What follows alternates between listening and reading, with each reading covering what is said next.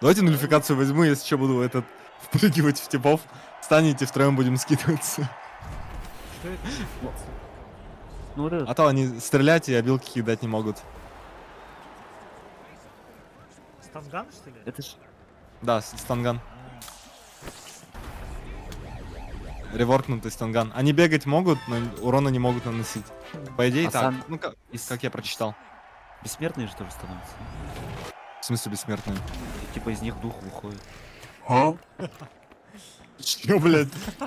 Это я сейчас сам придумал. Нет, они урон получают под нулификацией? А с чего нет? Не знаю, мне так показалось, как-то урон. Один без ебучки? A few moments later.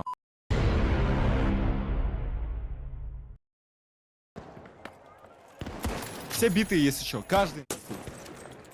И сверху вот тут, сверху на метке. Ой, там лайт. Всем на моем пути. Ха-ха, сука, 6 мимо кинул. Найс.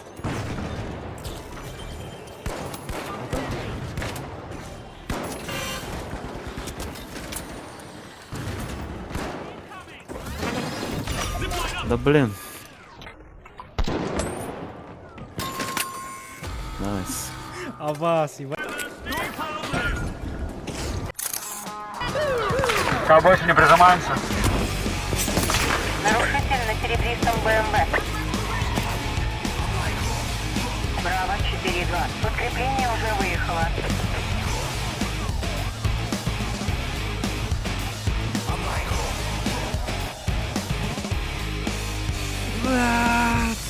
Продолжаем код 3.